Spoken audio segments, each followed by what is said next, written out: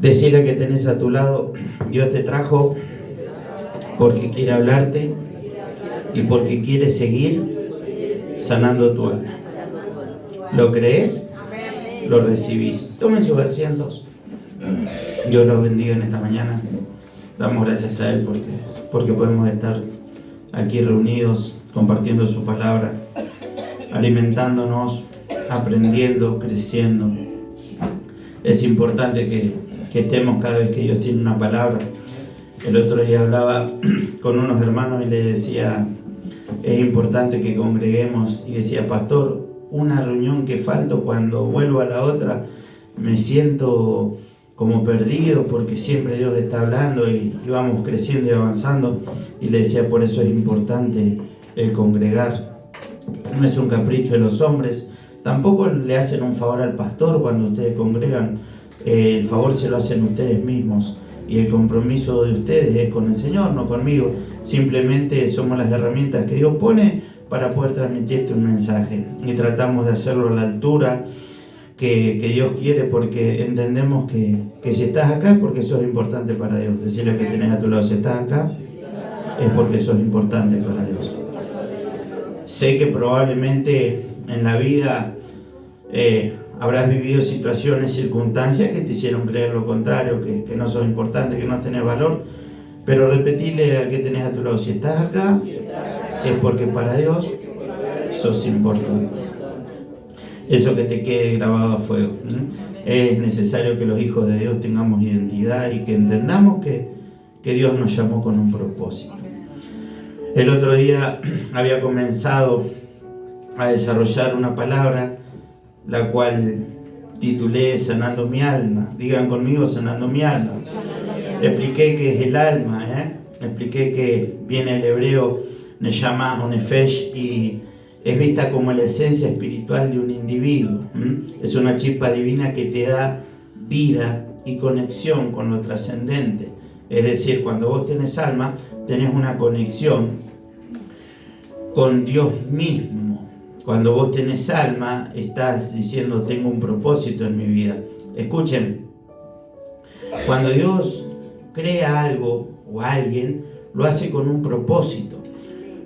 Nosotros muchas veces hemos hecho cosas que dijimos después, ¿para qué lo hice? Por ejemplo, no tendría sentido, pienso yo, para un herrero hacer una reja y no venderla o no colocarla en su hogar, hacer una puerta y no colocarla en su casa, ¿sí? Habría perdido tiempo. Y tal vez a muchos nos pasó que hemos hecho cosas así y que ahí quedaron en el olvido. Entonces, como nosotros dejamos las cosas en el olvido, creemos que Dios hace las cosas similares y que nuestra vida no tiene propósito, que no tiene sentido, cuando en realidad es todo lo contrario. Cuando Dios me formó, ya me formó con un propósito. ¿Qué es lo que pasa? Con el pasar del tiempo, las situaciones y hay veces personas intentan desenfocarnos de eso que Dios creó en nosotros, y nosotros mismos cometemos el error de escucharlos y comenzamos a escuchar palabras negativas como vos no servís, ni hablar como ministraba el otro día, si esas palabras vienen de personas a las cuales amamos como nuestros padres, y de repente nos dicen ¿para qué te tuve?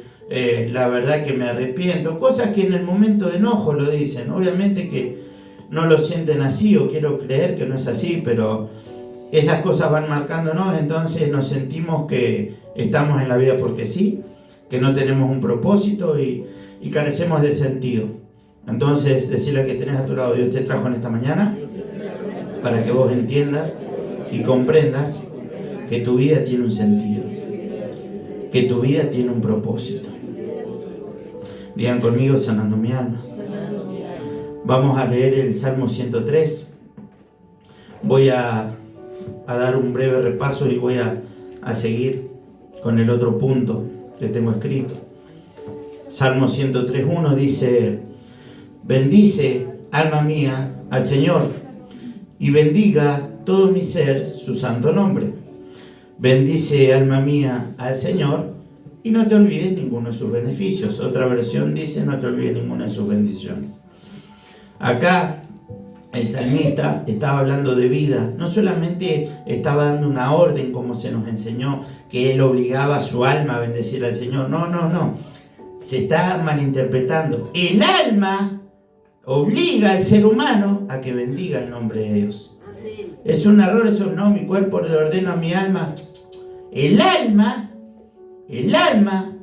le indica al ser humano que tiene que alabar a Dios. ¿Por qué digo esto? Todo lo que respira alaba al Señor, dice la Biblia, ¿sí? Y cuando nosotros hablamos del alma, ¿el alma por quién fue creada? Y por consecuencia, ¿a quién tiene que darle gloria? Entonces el alma lo que está haciendo cuando nosotros vamos y tenemos esa necesidad de orar, de leer la palabra, le está diciendo, vos necesitas esto. Ese cuerpo mortal en el cual habita el alma necesita orar al Señor, porque escrito está, todo lo que respire alaba al Señor. Entonces tenemos que entender que no es que el cuerpo de David le ordenaba al alma, no, el alma estaba clamando, bendecía al Señor.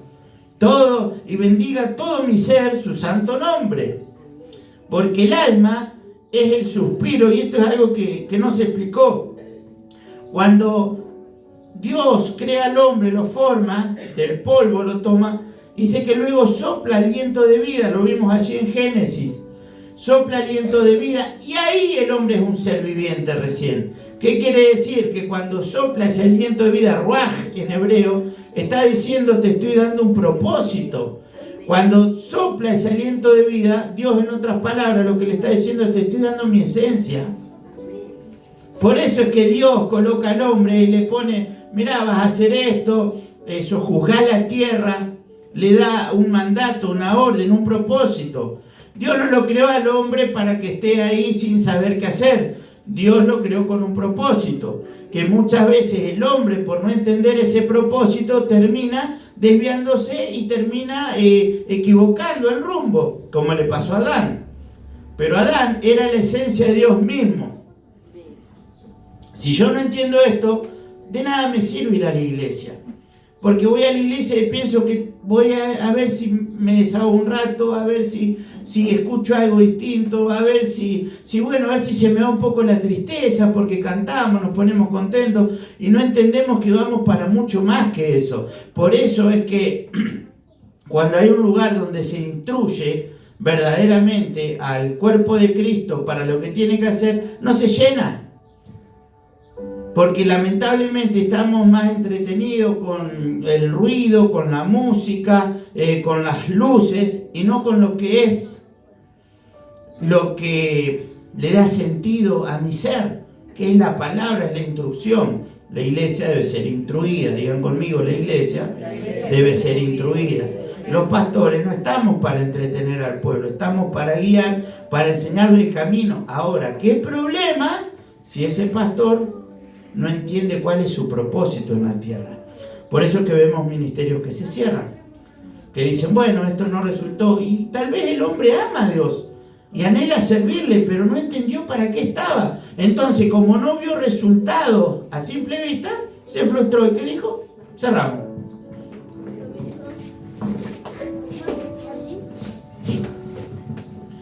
Digan conmigo, Dios me dio un propósito. Por eso decía el salmista, el Señor cumplirá su propósito en mí. El salmista fue uno de los que más habló del propósito. Continuamente recalcaba lo del propósito. Porque somos seres con propósito. Decirle al que tenés a tu lado, si tenés alma, si tenés vida, tenés propósito. Por eso es que una persona no puede andar así porque sí en la vida, porque tiene un propósito, porque Dios le dio un destino profético, porque Dios quiere hacer algo con esa persona. Por eso es que nos sentimos muchas veces frustrados, cansados, abatidos y no tenemos ganas de hacer nada. Porque no hemos entendido que estamos con un propósito y que todo lo que acontece en nuestra vida es con un propósito. Por algo Dios lo permite. Otra de las cosas que les dije, que es un regalo de Dios, una emanación de su esencia, y ahí les leí Génesis 2:7, que dice que luego de que el Señor formó al hombre del polvo de la tierra, sopló aliento de vida. En el hebreo dice ruaj, espíritu, esencia. Cuando dice ruaj no es cualquier cosa, es espíritu, es esencia. Es decir, Dios mismo sopló halo de vida sobre ese hombre para que tenga un propósito, porque Dios es un Dios de propósito, no de capricho. Lo decimos miles de veces, pero ¿entendés lo que eso quiere decir? Que Dios es un Dios de propósito. Quiere decir que todo lo que hace en nuestra vida es por algo, es para algo. Dije que es la fuerza que anima el cuerpo y le da propósito. Hablamos de los componentes del alma y hablamos de la mente. Dijimos que es la capacidad de pensar, razonar, recordar y tomar decisiones. Leímos allí Mateo 26 al 75, cuando el gallo canta y Pedro se acordó, recordó lo que el Señor le había dicho, que antes que el gallo cante, me negará 3 veces, y saliendo afuera lloró amargamente, dice. Luego leímos Daniel 1:8, que dice, y Daniel dispuso en su corazón no contaminarse con la comida del rey. Otra versión que les leí dice, y Daniel decidió no contaminarse con la comida del rey, es decir, tomó decisiones. Un ejemplo de recordar, otro ejemplo de tomar decisiones. Y allí en 1 Corintios 2:16 habla de que nosotros tenemos la mente de ¿quién? De Cristo. Digan conmigo, tenemos la mente del Señor. ¿Qué quiere decir que tengo la mente del Señor? Que pienso y hago su voluntad. Que pienso y hago su voluntad, muy bien. Si yo digo que tengo la mente del Señor, quiere decir que en mi vida tengo un propósito y todo lo que hago es por un propósito. Porque Dios, repito, es un Dios de propósitos. Digan conmigo, Dios es un Dios de propósito. Dios es un Dios de propósito. Bien, entonces eso es la parte de la mente. Luego hablamos de la voluntad, que es la capacidad de elegir, actuar y controlar los propios impulsos. Y ahí leíamos cuando el salmista decía, enséñame a hacer Tu voluntad. Decirle a que tenés a tu lado, ¿le estás pidiendo a Dios que te enseñe a hacer su voluntad? Porque a veces, pastor, a ver, enséñeme. Y ahí la Biblia relata claramente que el salmista no le dice al pastor ni al apóstol, le dice al Señor mismo, enséñame a hacer tu voluntad. Decirle a que tenés a tu lado cuando no encuentres rumbo en tu vida. Tengo una oración poderosa para vos. Decirle al Señor, enséñame a hacer tu voluntad. Y ahí te da la clara pauta que si uno le dice, enséñame, Señor, quiere decir que Dios está dispuesto a ser tu maestro. ¿Qué mejor maestro que el Señor? Ese sí que se la sabe todas. Ese sí que la tiene clara. ¿Por qué nosotros no le decimos eso muchas veces? Y muchas veces porque en nuestro poder de decisión no queremos todavía. Queremos manejar algunas situaciones. Y seamos honestos, con la mano en el corazón, ¿cómo nos va? Respóndanse para ustedes mismos, ustedes mejor que yo saben. Ahora voy a hablarte de las emociones. El alma está compuesta de emociones. Y es acá donde quiero tocar. Porque es importante que entendamos que somos seres emocionales.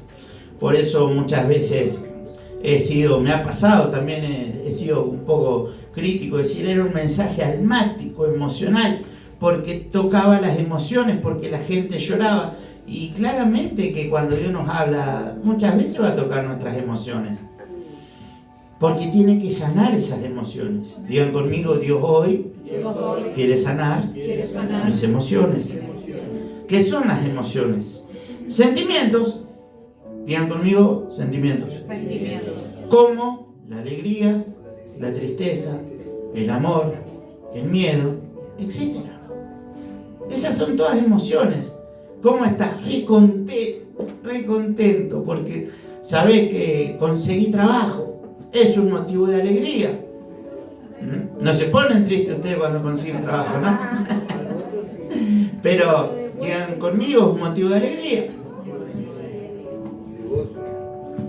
Cuando entendemos que somos personas con sentimientos, quiere decir que Dios nos creó así, con esa capacidad de sentir. Es lo que nos hace distinto a todos los demás. Digan conmigo, yo soy una persona que tiene sentimientos. Fíjate, por ejemplo, vamos a leer así el Salmo 94.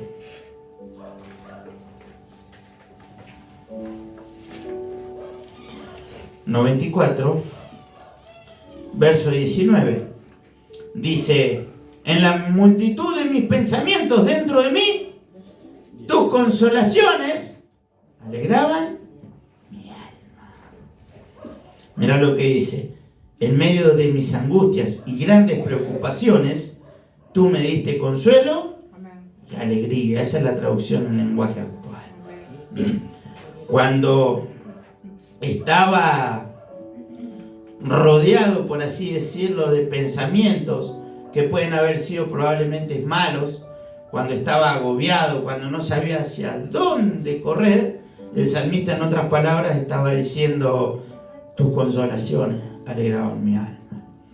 Es decir, Dios nos hace, escucha esto, Dios nos hace seres emocionales para Él. Digan conmigo: Dios me hizo emocional para Él. Por algo el Señor dijo: vuestra tristeza se convertirá en gozo. Por algo la Biblia dice: llorar, ¿con quién? Con los que lloran. Reír con los que ríen. Qué loco, ¿no? Y nosotros pensamos a veces que la tristeza era producto del diablo. Digan conmigo: no es producto del diablo. Aún esa tristeza es para Dios. ¿Cómo Dios me quiere triste? Claro que no. Pero Dios quiere que entregues esa tristeza, ese dolor, esa aflicción, eso que te está agobiando, eso que no te deja pensar, eso que no te deja dormir por las noches, eso que te hace desviar de tu propósito. Qué óptica, ¿no? Porque siempre pensamos que la tristeza es algo malo y que Dios la va a sacar de nuestras vidas. Y claro que sí. Digan conmigo: nuestra tristeza se convertirá en gozo. Pero tenemos que entender nosotros que esa tristeza aún viene con un propósito.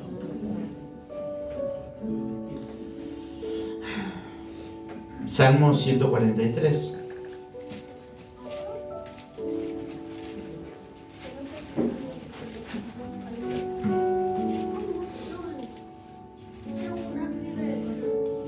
Vamos a leer el versículo 10. Enséñame a hacer tu voluntad, porque tú eres mi Dios. Tu buen espíritu me guíe a tierra de rectitud. Y el 11 que dice: por tu nombre, oh Señor, me vivificarás.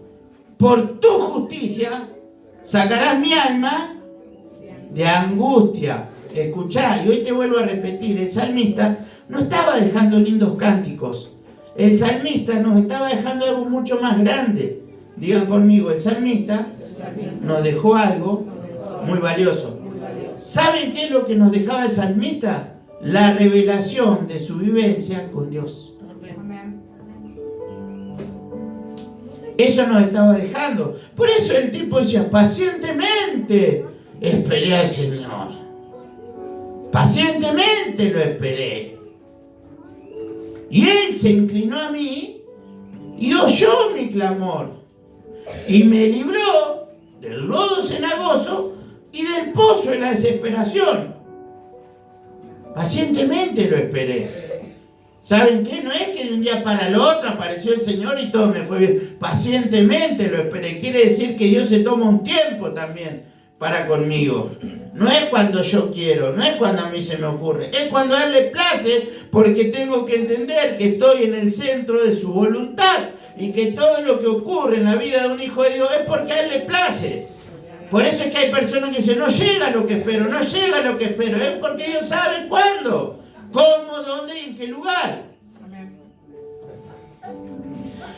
Eso no lo hemos entendido y eso nos ha frustrado. Voy a la iglesia y no recibo nada. Yo fui, agarró el pastor Naró, al otro le profetizó, a la otra reunión ya contó el testimonio, consiguió trabajo, que le aumentaron el sueldo, y a mí no. Es porque el otro, Dios quiso dárselo ahí. ¿Y a vos por qué no? Porque no quiere.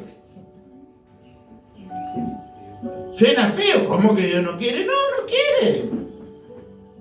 ¿Desde cuándo nosotros le damos las órdenes? Por eso el Señor en un momento cuando Job reprocha, le dice, pará, ahora yo voy a preguntar, teólogo, y vos me vas a responder.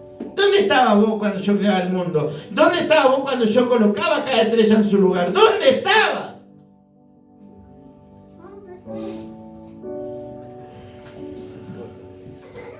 No dio muchas vueltas. ¿Sabés por qué le dijo eso Dios a Job? Porque estaba tratando de hacerle entender a su mente que él tenía el control de todo lo que le estaba pasando. Que no es que Dios agarró y se olvidó de Job y le dio vuelta a la espalda porque Job había pecado y hizo las cosas mal. De hecho, Dios, cuando se presenta el Satán delante de él, agarra y dice, ¿no has visto a mi siervo Job? Que no hay hombre justo como él, que no hay temeroso en la tierra como Job.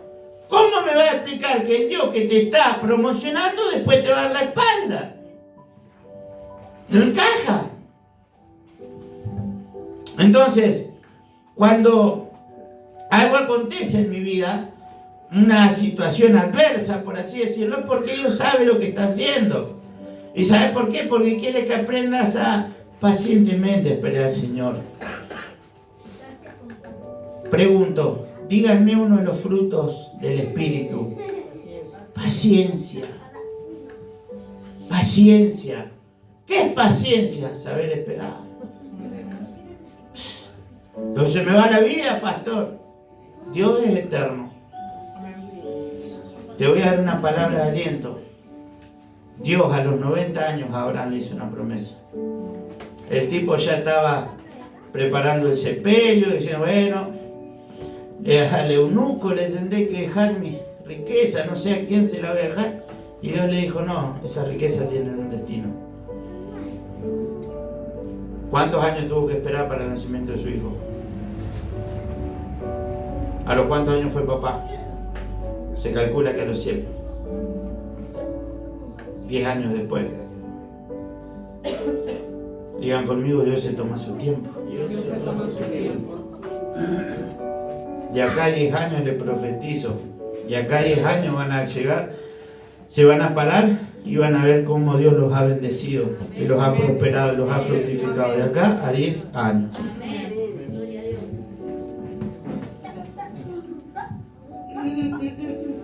Si decía de acá la semana que viene, todos aplaudían, gloria a Dios, aleluya. Porque todavía la iglesia sigue sin entender la dimensión del mundo espiritual. A los profetas tienen que decir, los profetas profetizan para años también. ¿Saben qué me pondría contento yo? Que si Dios me da esta palabra a mí, de acá a 10 años voy a estar con vida.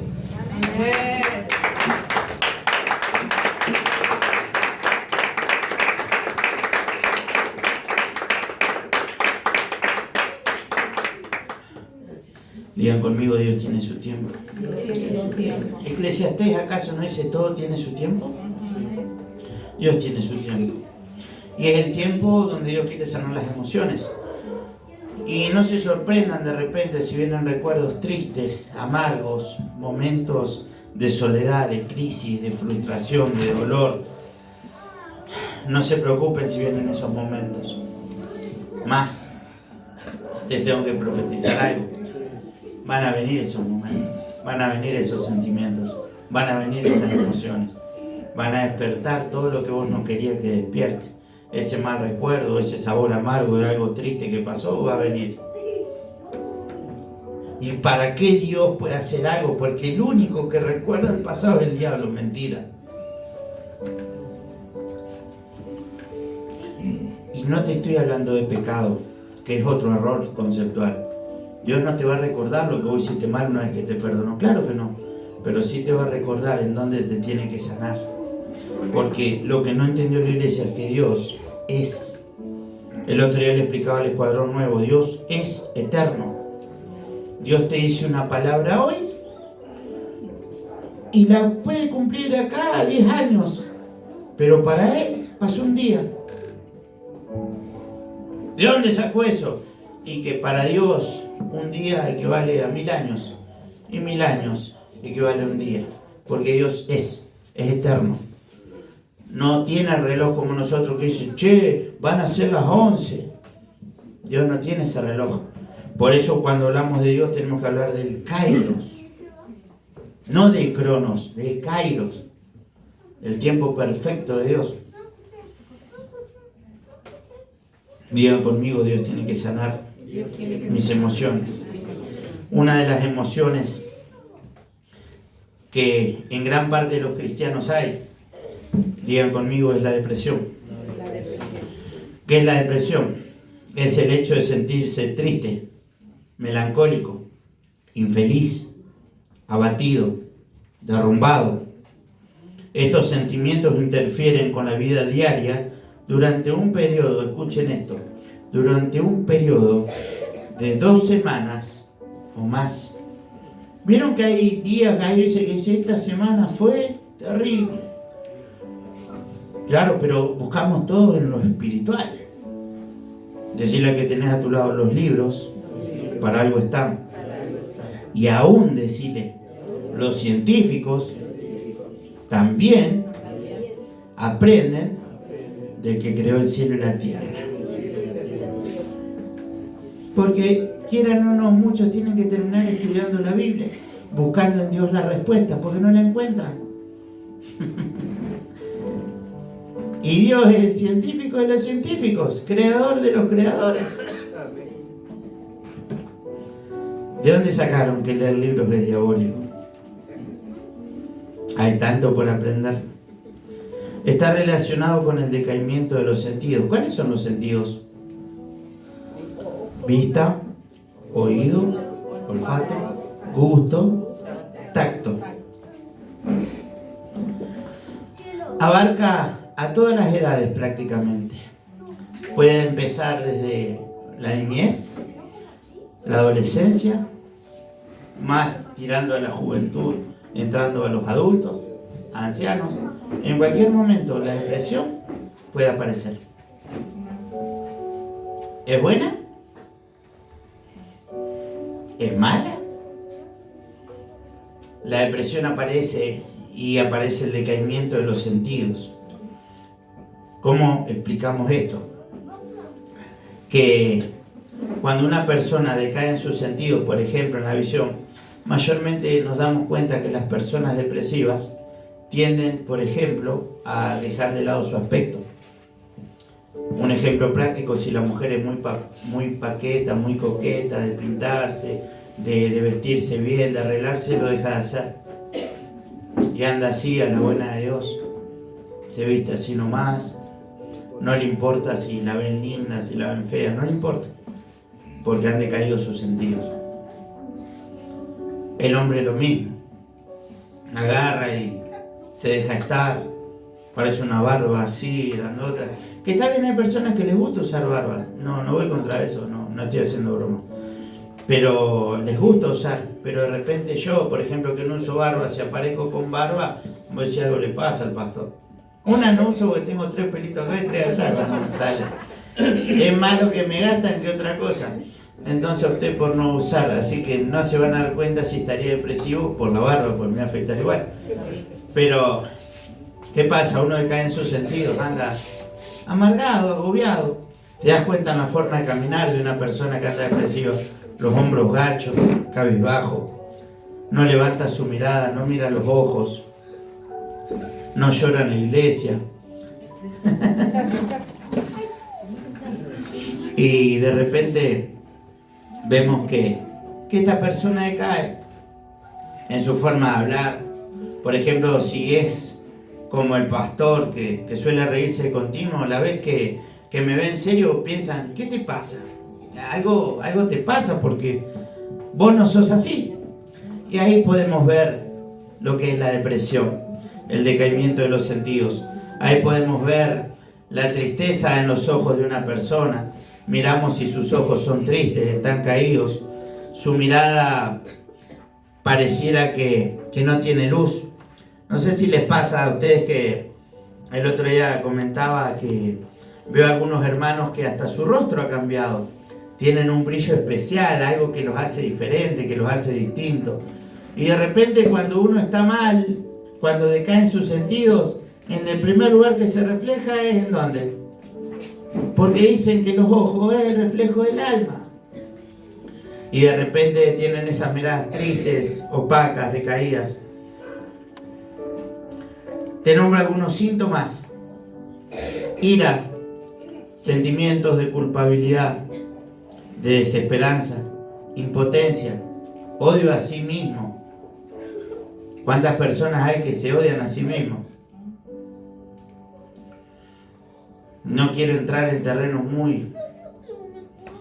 Pero ¿cuántas personas hay que vemos a diario en las calles y no cuidan su imagen, no le dan importancia a su aspecto? Y de repente cuando hablas o llegas a la raíz del tema, fueron abusados y sienten culpabilidad. Sienten que inclusive ellos mismos dicen, yo tal vez lo provoqué, siendo criaturas, siendo niños.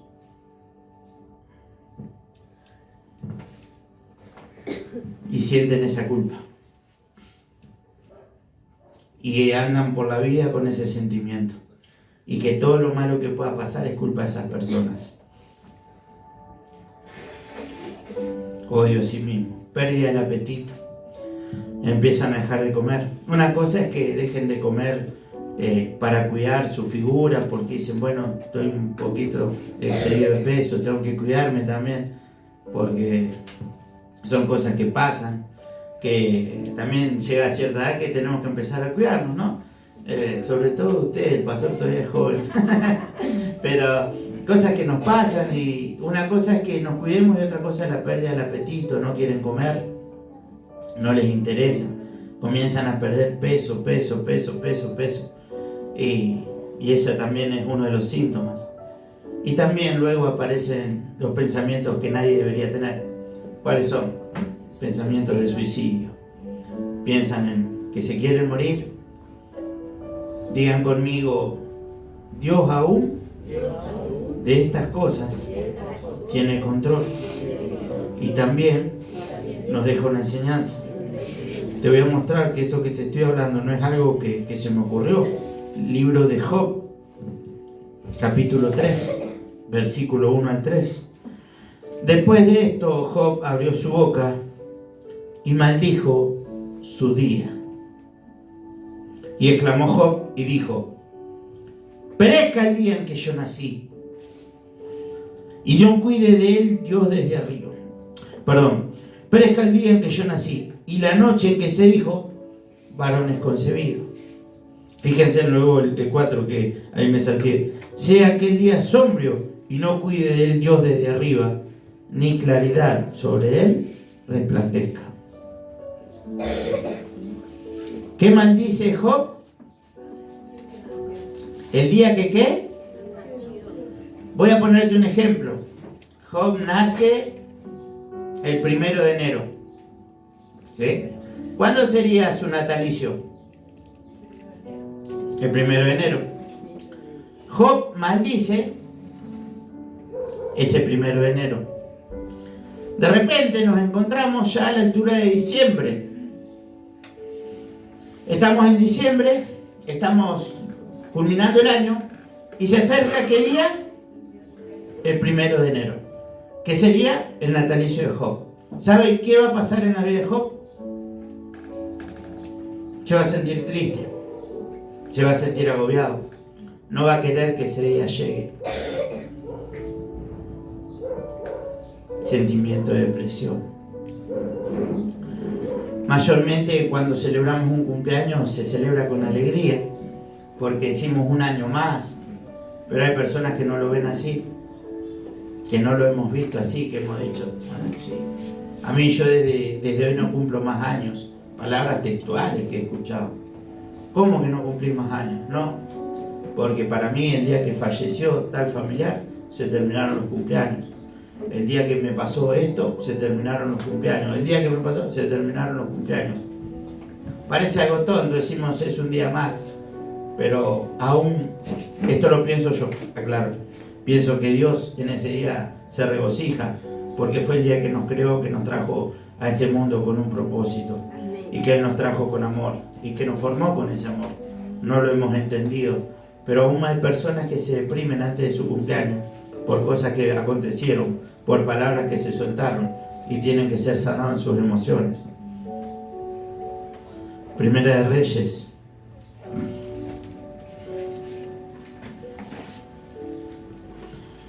19, lo prediqué miles de veces. Verso 4.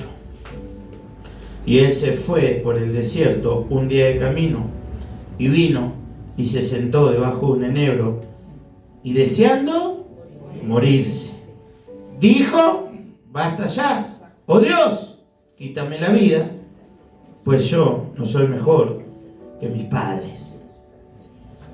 Este era el profeta Elías, el hombre de Dios, el hombre que hizo caer fuego del cielo, el hombre que mató profetas falsos de Baal y de Acera, el hombre que desafió a todo un gobierno, el hombre que Dios por una palabra hizo que deje llover y por una palabra de él volvió a llover. O sea que aún en los grandes avivamientos puede ocurrir una depresión. Digan conmigo, la depresión está ahí a la puerta, siempre estará presente, en algún momento va a venir y nos va a acontecer. Cuando es una depresión, vamos a llamarlo así, la depresión normal, puede durar hasta 2 semanas. Ya cuando pasa ese tiempo, porque hay varias depresiones, ustedes saben inclusive que hay depresión por la estación que se vive. Saben que cuando estamos en otoño e invierno se sufre una depresión por la falta del sol. Y nos preguntamos, ¿por qué en otoño no sé si les pasa que vamos y nos acostamos? Queremos llorar, queremos, no sé, por la falta del sol. No sé si les pasa que mayormente cuando van y salen un poquito al sol es como que se activan. Yo el otro día me sentía así, salí un ratito al sol, sí, dije, me voy a poner a entrenar y fui y me puse a entrenar. Un ratito que estuve en el sol. Pero cuando a veces faltaba ese sol, esos días, vio que no resplandece esa luz preciosa, andamos como agobiados, cabizbajos. Porque aún se sufre una depresión por estación. El que estudia, el psicólogo, sabe que no miento esto que hablo. Hay la depresión posparto de una mujer, luego de tener un hijo, una hija. De repente está todo bien y de repente empieza a sentirse incómoda con sí mismo, nadie la entiende, nadie la comprende. El hombre, para el colmo que somos a veces medios tocos, no sabemos entender qué es lo que le está pasando, nos enojamos y en vez de escuchar mayormente terminamos discutiendo, peleando, gritando, por no entender que hay una depresión posparto. La iglesia tiene que ser instruida. No es todo aleluya, gloria a Dios, que el Espíritu te revele. Sí, el Espíritu te va a revelar cuando vos con pasión lo busques. Él se va a revelar cuando Él quiera. Mientras tanto, decirle a que tenés a tu lado, búscalo. ¿Sabés cuándo decirle? Hasta que Él venga. Y de repente, volviendo a la Biblia, nos encontramos con Elías, el hombre de Dios que hizo grandes proezas en el Señor. Se quería morir. ¿Qué nos dice la religión tradicional? Habrá estado en pecado, algo habrá hecho mal, por algo Dios, porque no entienden el carácter de Dios, no entienden que Dios tiene que seguir procesando a ese hombre. Y a pesar de que en un momento Elías se encerró en sus propios pensamientos, cuando Dios le dice: Elías, ¿qué haces aquí? Es que sentí un vivo celo de Jehová, solamente yo he quedado de tus profetas y me buscan para matarme. Una vez, después Dios le vuelve a preguntar: Elías, ¿qué? El que he sentido un vivo celo por Jehová y solamente yo he quedado tus profetas y buscan para matar. El mismo repertorio. Y aún así, Dios no dejó de verlo como el profeta de fuego. Dijo: Elías, agarra tu cuerno, vamos a ungir 3 personas y uno en tu lugar, que iba a ser Eliseo. Pero Dios jamás quitó el respaldo de Elías.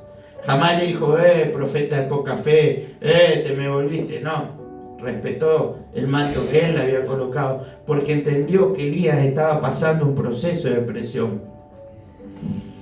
Y aún Dios en esa depresión nos visita. ¿Sabes por qué no estás muerto? Porque Dios tiene cuidado de vos. Y te lo dice alguien que tendría que estar hace rato enterrado. Porque la depresión ha golpeado mi puerta miles de veces.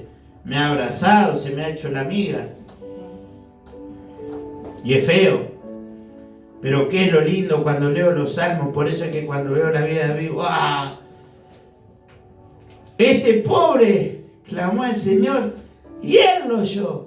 Y le libró de todas sus aflicciones. Es decir, aún esa depresión que parece tan oscura tiene un propósito. Que vos entiendas que no vas a encontrar la solución ni con dinero, ni con una pareja, ni con una casa, ni con lo que vos te imagines. Solamente vas a encontrar esa respuesta en Dios. Solamente vas a salir de ese estado buscando a Dios.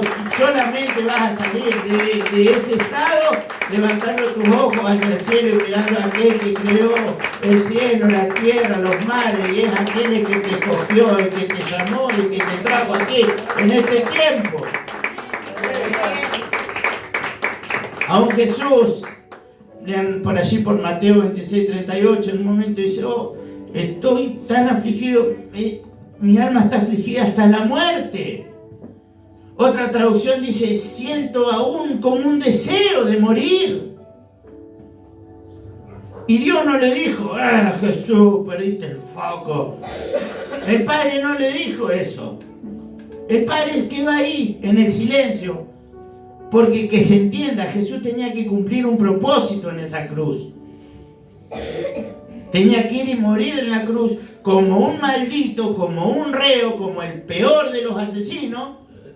Siendo que Él no lo era, tuvo que morir de esa forma para que vos y yo estemos acá. Pues no le des gloria a la cruz, dale gloria a Él. Y dale gloria a Dios que agarró y que te tuvo en cuenta. Y que hizo lo que nadie haría. Entregar un hijo para salvar a muchos. Entonces, de repente Dios tiene que sanarnos en las emociones.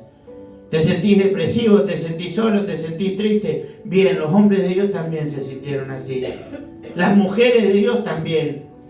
Mirá, Ana, Penina, una se le burlaba a la otra porque ella podía dar a luz y Ana no. Y lloró. Dice que su alma que se derramó delante del Señor.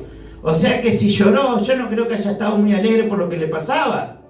¿Y qué pasó? Dios dijo, bueno, seguí llorando. No, escuchó. Y como fue un acto noble lo que ella pidió, le dio un regalo nada más y nada menos que como el profeta Samuel. Entonces, si hoy estás en un estado así, no es para matarte. Y te digo más, inclusive si pensás en quitarte la vida, Dios no se preocupa, porque Él es el que tiene las cuerdas de tu vida. Él es el que sabe dónde, cuándo y cómo te tiene que llevar. Desde ahí me quedé tranquilo. Ayer comentaba, fue una noche muy difícil en mi trabajo. En un momento, ¿vieron cuando se siente ese aire oscuro? Ese aire, no sé cómo explicarles, que inclusive como que sentís cierto temor de que algo te puede pasar. Así me sentía. Mi compañero dice, mirá, Sego, aquellos dos, vamos, cuando los paramos y los chequeamos, una cuchilla así, y se le sacó. Y yo siempre pienso, digo, y si el tipo en el momento que lo vamos a chequear hace así, ya terminó el predicador. Muchos me dicen, Dios te cuida. Claro que Dios me cuida, pero los miedos los tengo siempre, la emoción está ahí. Cuando se te viene todo un barrio y son dos, ¿y qué hacemos? Y parece que los malos son los buenos. Y sin embargo no dejo de creer en que Dios me cuida. Y no sé qué es lo que pasa, pero el tipo que está terriblemente sacado, cuando estamos nosotros, cuando voy yo, se serena. Y yo sé que es Dios, porque yo sé que si Él saca la mano un segundo, se quedan sin pastor. Pero Dios cuida sus propósitos.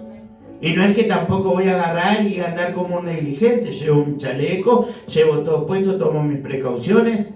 Pero aún si mis precauciones humanas se llegaran a perder por alguna de esas cosas, la protección divina estará siempre. Por eso sé lo que digo.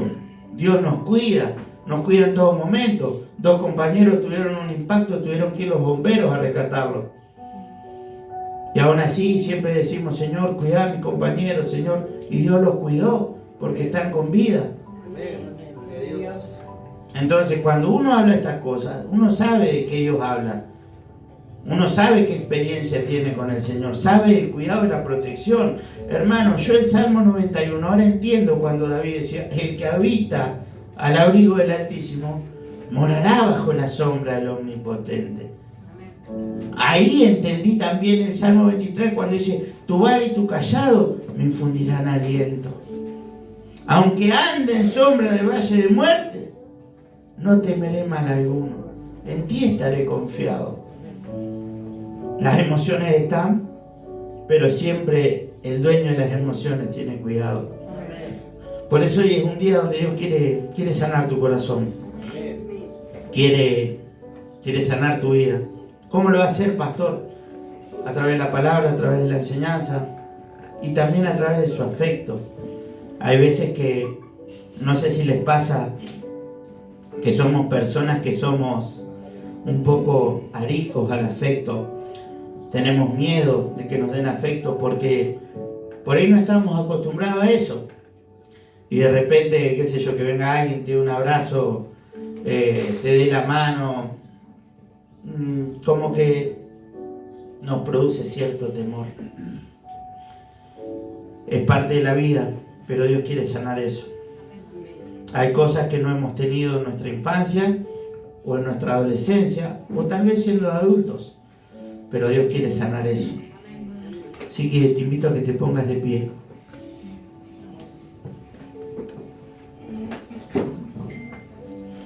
Y bendigo a cada persona que va a ver este mensaje. Bendigo a cada persona que va a ver la transmisión. Dios los bendiga.